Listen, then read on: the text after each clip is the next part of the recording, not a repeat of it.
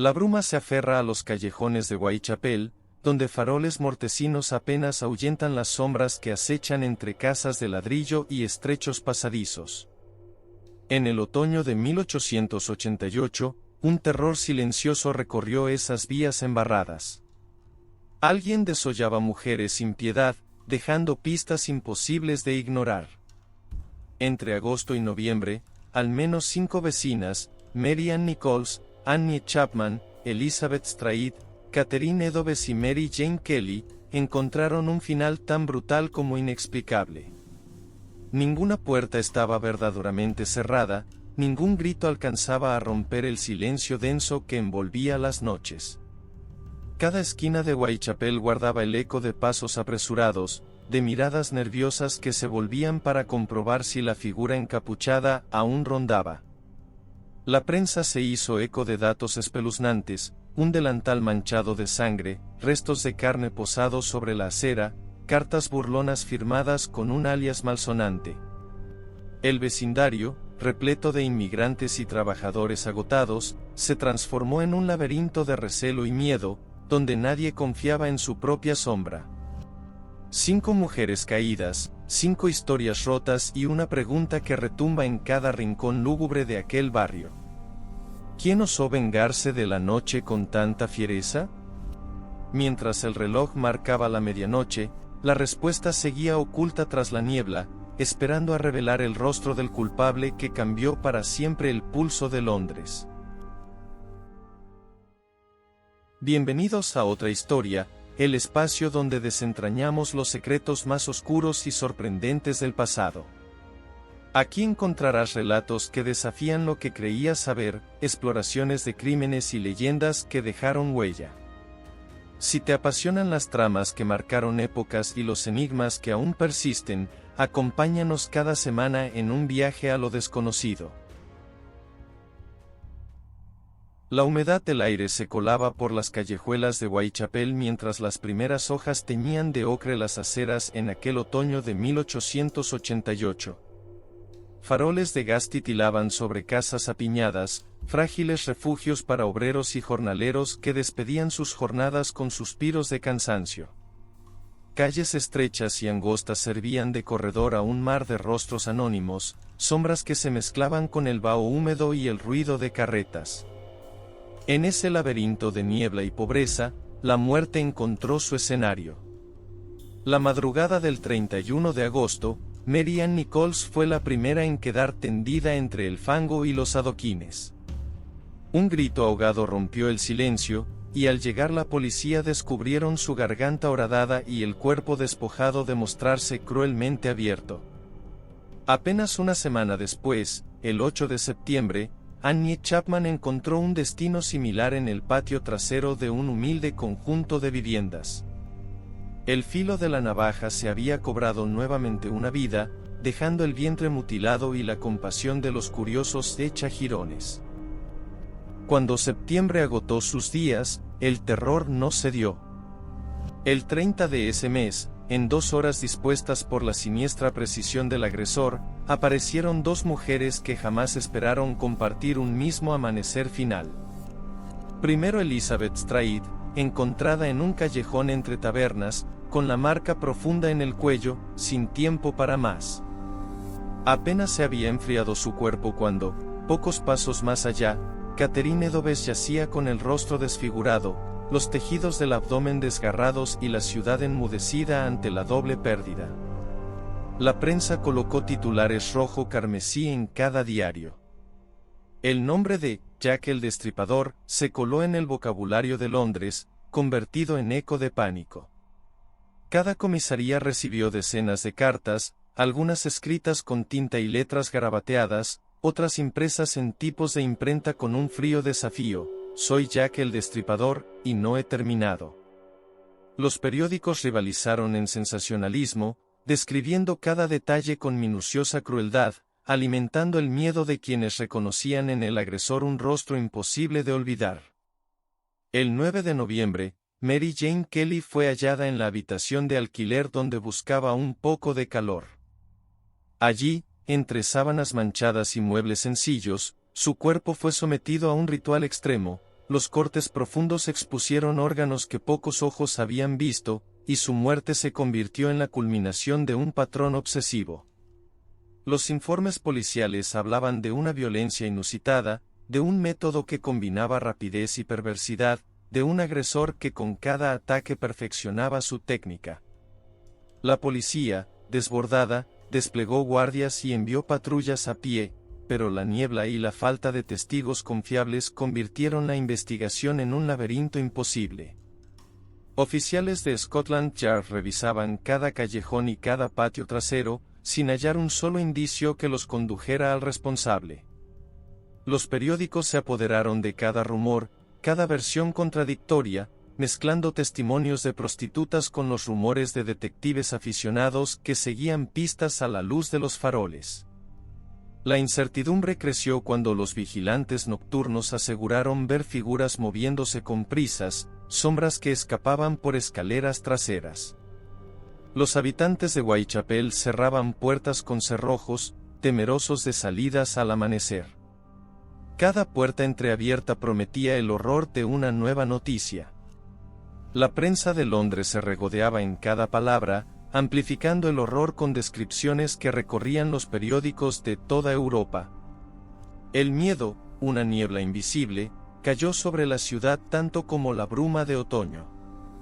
Durante esas semanas, el agresor perfeccionó su modo de operar, atacaba en calles oscuras, elegía mujeres vulnerables, aprovechaba el descuido de una vida al borde de la miseria. Su arma preferida, una navaja de hoja curva, le permitía cortar con precisión la tráquea y luego descender al vientre. Nadie reconocía su rostro, pero la firma de su violencia quedaba escrita en cada herida. El periodista de un diario vespertino describía la escena: el agresor sabía dominar el dolor y la confusión de sus víctimas, como un cirujano que actúa en la penumbra. Los detectives de la policía intercambiaban teorías. Un emigrante frustrado, un médico desequilibrado, un trabajador nocturno que conocía los rincones de Whitechapel. Ninguna pista resistía el escrutinio. Los archivos de la comisaría se llenaron de hojas en blanco y nombres tachados. Mientras tanto, el pánico se extendió más allá de Whitechapel, obligando a la alta sociedad a cerrar sus lujosas mansiones y a reforzar la vigilancia en el West End, ajeno a la miseria, pero aterrorizado por el eco del cuchillo que rasgaba la oscuridad. El otoño avanzó, y con él el número de patrullas, las preguntas sin respuesta y el rumor de una mente retorcida que jugaba con la policía como un gato con sus presas. Londres no recordaba un caso de tal brutalidad ni contagio de temor. Cuando el agresor cesó sus ataques, dejó tras de sí un legado de terror y un rompecabezas sin resolver. Un guante de sangre que batallaba entre las páginas de los diarios y los archivos de Scotland Yard. El relato de aquellos crímenes y la forma obsesiva de su autor marcaron un antes y un después en la historia criminal. Dejó una silueta borrosa en los callejones de Whitechapel. Una duda que aún flota en la memoria de la ciudad. El cuchillo cayó en silencio, pero el miedo permaneció, grabado en cada farol apagado y en cada esquina desgastada por el paso de quienes nunca olvidaron la sombra que cruzó la noche en 1888. Luego de presentar la historia de los hechos conocidos del caso, le hicimos la pregunta a ChatGPT. Según las investigaciones de la época, más las hechas en la actualidad de los crímenes de entonces, ¿quién consideras de los sospechosos? ¿Era Jack el Destripador? Y ChatGPT, adaptándose a nuestra historia, nos dio esta respuesta. A lo largo de décadas, la sangre que empapó el delantal de Catherine Eddowes descansó como un testigo mudo del horror. En 2014 se sometió aquel trozo de tela a análisis biológicos avanzados, buscando restos de ADN que sobrevivieran al tiempo. Aunque la degradación era casi total, los laboratorios extrajeron fragmentos que no pertenecían a la víctima, sugerentes de un segundo individuo. Aquella huella genética, aislada de contaminaciones posteriores, fue comparada con perfiles de familias de sospechosos históricos. El examen reveló una coincidencia sorprendente con descendientes de Aaron Kosminski, un barbero polaco que vivía a pocos metros de donde Edoves cayó. Kosminski recorrió muchas veces las calles en penumbra de Whitechapel. Usando la técnica del geoperfilado, los investigadores cartografiaron sus presuntos movimientos nocturnos.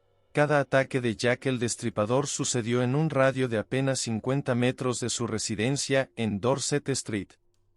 Aquello no era casualidad, un centro de confort para el asesino, un punto de regreso seguro tras cada embestida.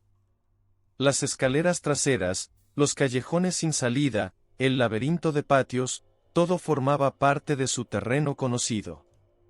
Un terreno donde nadie lo descubriría hasta después de cada crimen. Los testigos describieron en ocasiones a un hombre de complexión recia, rostro pálido y atemorizante frialdad en la mirada. Decían que murmuraba para sí, que su nerviosismo hacía temblar las manos. Los informes médicos de varias comisarías hablan de alucinaciones y réplicas de voces que lo atormentaban. Kosminski, recluido luego en un manicomio, presentaba signos claros de psicosis. Escuchaba órdenes de voces invisibles, creía ser perseguido por enemigos imaginarios. Su historial psiquiátrico coincide con el retrato psicológico que emergió al revisar las cartas supuestamente enviadas por Jack. Algunas amenazaban en primera persona como si el autor respondiera a voces internas. Entre todos los sospechosos, Aaron Kosminski destaca por la suma de pruebas. Vive a escasos metros de los lugares de los asesinatos, su ADN coincide con restos hallados en el delantal de Edoves, y su estado mental cuadra con la ferocidad irracional y los ataques impulsivos que marcaron aquella sangrienta temporada. A diferencia de otros candidatos famosos, él no gozaba de recursos económicos ni de posiciones sociales que lo protegieran. Era un barbero humilde, un inmigrante con pocos apoyos, exactamente el tipo de persona que pasaría inadvertida bajo el manto de la noche. Las demás teorías, un médico cirujano, un aristócrata con privilegios, incluso un miembro de la familia real, quedaron desmentidas por la falta de evidencia biológica y porque sus movimientos no calzaban con la geografía del terror. Kosminski, en cambio, caminaba cada día por aquellos vecindarios. Sus trayectorias coinciden con el patrón de los crímenes, sus instintos paranoicos con la violencia sin mensaje. La ciencia moderna del ADN, junto con los mapas de calor que trazan las rutas del homicida y el perfil psiquiátrico que emerge de las cartas y los testimonios, convergen para señalarlo. Nadie puede asegurar al 100% que Aaron Kosminski fuera Jack el Destripador. La noche de Londres guarda secretos que quizá jamás se revelen por completo. Pero la suma de ADN, geoperfilado y psicología forense le otorga el papel más convincente de todos los aspirantes al trono del horror. En el crisol de la violencia y la miseria de Whitechapel, fue un hombre atormentado por sus propias voces el que dejó la firma más oscura de la historia criminal. Así, más de un siglo después, parece que al fin tenemos un nombre que encaja con los rastros de sangre y el terror de la vieja Londres. Aaron Kosminski, el barbero que caminó entre sombras y se convirtió en leyenda. Hemos explorado la opinión de la inteligencia artificial, las calles angostas oscuras londinenses, delantales manchados y un rastro de ADN que apunta a un barbero atormentado, pero la duda persiste. ¿Fue un demente solitario o un hombre común con un secreto imposible de callar? Si te intrigó este viaje al corazón de Whitechapel, únete a nuestra comunidad. Suscríbete a Otra Historia, regálanos un me gusta, activa la campanita y déjanos tu opinión. Es gratis y nos ayuda a seguir trabajando para traerte otra historia interesante. Gracias por acompañarnos hasta el final, y nos vemos en otra historia.